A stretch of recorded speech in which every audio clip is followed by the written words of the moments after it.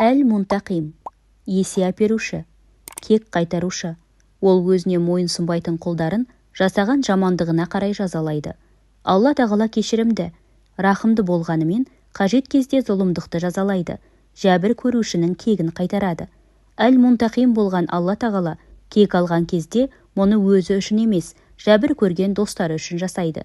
Себебі Алла тағалаға қатысты кек ұғымында психологиялық қанағаттану элементі жоқ. Өйткені оның жазасының мақсаты адамды түзеп, қоғам тәртібін қамтамасыз ету, әділеттілікті орнату. Осы тұрғыдан алғанда Әл-Мунтақим есімінің көркем есімдер туралы айтылған хадисте әт-тәуәб, тәубелерді қабыл етуші, және әл-ғафу, өте кешірімді есімдердің арасында орын алуы назар аудартады. Бұл есімге толық иман еткен мұсылман Алла тағаланың қалауымен бір келеңсіз жағдайға тап болғанда, бұл жағдайды Раббысынан басқа ешкім түзете алмайтынын біледі. Сондай-ақ, осы жағдай оның күнәлардан арылуға, өзін тәрбиелеуге берілген мүмкіндік екенін жақсы түсінеді. Әл-ғафу, өте кешірімді, ғафу етуші. Адамдар жалбарынып кешірім сұрағанда, күнәларын жойып, сауап істерін қалдырады. Раббымыздың кешіруге қатысты басқа есімдерінен айырмашылығы, Әл-ғафу есімі істелген күнәні барлық ізімен жоюшы дегенді білдіреді. Яғни Алла тағала құлын осы есімімен кешіргенде, тіпті адамның өзі жасаған күнәсін ұмытады. Осылайша күнәдан қалған жаман сезімдер, әдеттер, өзін-өзі жек көруі, күйіну секілді жаман салдарда жойылады. Айша анамыз пайғамбарымыздан саллаллаху алейхи уәсәлләм: «Уа Алла елшісі, егер мен қадір түнінің басталғаны туралы білсем, не айтуым керек?» деп сұрайды. Бұған пайғамбар саллаллаху алейхи уәсәлләм: «Я Алла, расында сен ғафусың, өте кешірімдісің, кешіруді жақсы көресің, мені кешіре көр» деп айт деп үйретеді. Әр-Рауф, қамқоршы. Алла тағала құлдарына жақсылықпен қамқорлық жасайды. Бұл есімнің бір көрінісі, Раббымыз бізді қолымыздан келмейтін нәрселерден босатады. Мысал ретінде жолаушылар мен науқастарға берілген кейбір рұқсаттарды айтуға болады. Қателік жасаған кезде ол құлдарын бірден жазаламайды. Керісінше өкінуіне, жағдайын жақсартуға мүмкіндік береді. Ол адамдарға шектеулі және аз мөлшердегі ғибадаттарына қарамастан шексіз сауап береді. Бұл есімді көп зікір еткен адамның бойында мейірім, жүрегінде ықылас пайда болады. Оның мағынасын терең түсінген адам ішіндегі өкпе реніштерін жеңеді, ашу ызадан арылады. Мәликул мүлк, мүліктердің патшасы, иелігі өте зор. Байлық қазынаның барлығы күллі мүлік оның қолында. Алла тағала жаратылыстың иесі, әрі әміршісі. Ол өз мүлкіне қалауынша билік етеді. Оның шешіміне ешкімнің қарсылық білдіруге, сынауға құқығы жоқ. Ол қалағанына береді, қалағанынан алады. Оған жаратылысты басқаруына серік те, көмекші де керек емес. Құранда Алла тағаланың иелігіндегі мүлік туралы айтылғанда, көбінесе жер мен аспан қабаттары меңзеледі. Себебі адамның санасы сол жерге дейін қабылдай алады. Ал шындығында Алла тағаланың болмыс әлеміндегі билігі шексіз және барлық нәрсені қамтиды. Бүкіл ғаламның жалғыз иесі Алла тағала екенін түсінген адам ешбір жаратылысқа бас имейді. Бұл есімді көп зікір ету арқылы дүниелік нәрселерден жүрегін тазартып, жан дүниесін рухани қуаттайтын нәрселерді сүйкімді көре бастайды. Зүл жәләли уәл икрам, құдірет және құрмет иесі. Өзінің ұлы сипаттары үшін құрметті және атақты болады. Жаратылыстан қандай кемелдік көрінсе, барлығы оның кемелдігінің көлеңкесі ғана. Бұл есімде жәләл сипатының алға шығуы, икрам сипатының сосын келуі кейбір ғалымдардың назарын аудартқан. Оның бір мағынасы біздің басымызға алдымен қиыншылықтардың келетінін, артынша сыйының келетінін білдіреді деген. Пайғамбарымыз саллаллаху алейхи уәсәлләм осы есімді дұғада көп қайталап айтуды ұсынған.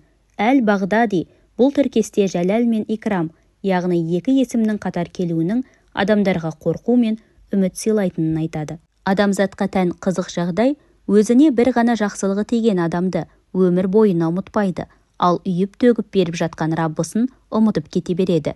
Алайда бұл есімнің мағынасын терең түсінген адам Алла тағаланың жасаған жақсылықтарына ойланып, шүкіршілігін әрдайым арттыруға тырысады. Әл-Мұқсит, шешімдерінде өте әділ.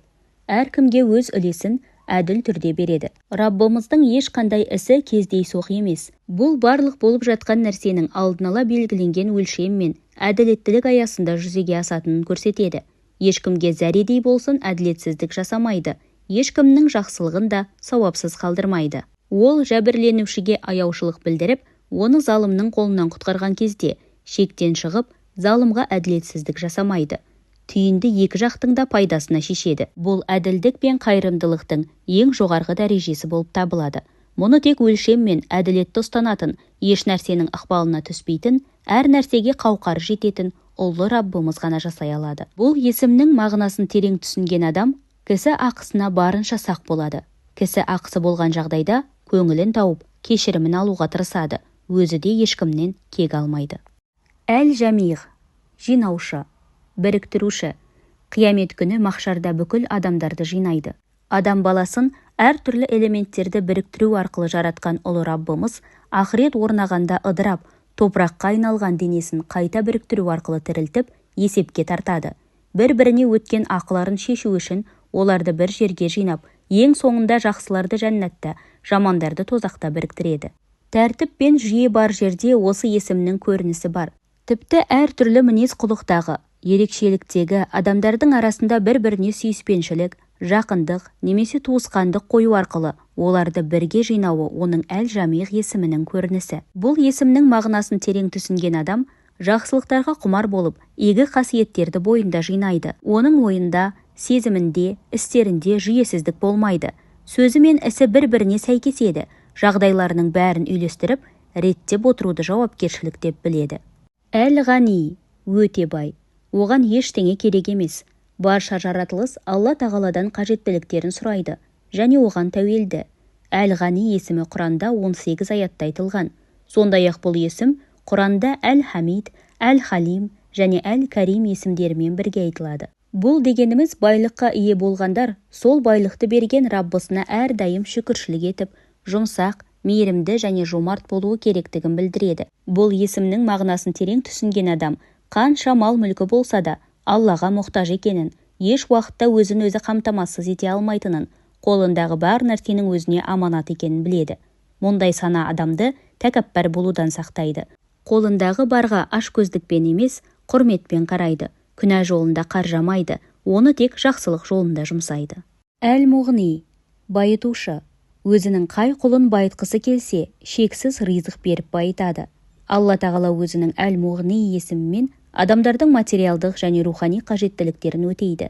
Материалдық тұрғыдан жеткілікті деңгейде қажеттілігінің өтелуі, адамның кедейліктен арылып, қажетті мөлшердегі байлыққа және басқаларға көмектесетін мүмкіндікке ие болуы. Ал рухани қажеттілігінің өтелуі, жақсы мінез құлыққа шақырып, Алланың разылығына бағыттауы. Негізінен осы нағыз байлық. Бұл есімнің мағынасын терең түсінген адам, басқалардың қолында бар нәрсеге көз тікпейтін, көңілі тоқ, жүрегі бай, ешкімнен ештеңе күтпейтін адам. Әл-Маниғ, харам етуші. Жамандықтың алдын алып, даналығымен кейбір нәрселердің болуына жол бермейді. Жақсылыққа жетудің екі маңызды себебі бар. Бірі пайдалыны алу, екіншісі зиянды қайтару. Зияннан қорғау әрқашан пайда алудан бұрын келеді. Әл-Маниғ есімімен Раббымыз бізді біз білетін және біле алмайтын барлық жамандықтан сақтайды. Пайғамбарымыз саллаллаху алейхи уассалам айтқандай, мұсылман басына келген әрбір жағдайдан жақсылықпен шығу жолын білетін адам. Сондықтан ойындағы нәрсесі болмай қалған жағдайда, өзі үшін дәл сол уақытта ең қайырлы нәтиже осы екенін қабылдай білуі, соған қарай ниеті мен жоспарын қайтадан қарастыру қажет. Әл-Маниғ есімінің мағынасын терең түсінген адам, Алла тағаланың өзін жамандықтардан қорғағаны секілді, ол да қасындағыларды жамандықтардан қорғауы керек. Дегенмен Раббымыздың барлық есімдері бір-бірімен тығыз байланысты екенін біліп, жамандықтың алдын алуда мейірім, әділет, жомарттық, рақым сияқты басқа есімдерді де жоққа шығармайтындай әрекет ету қажет.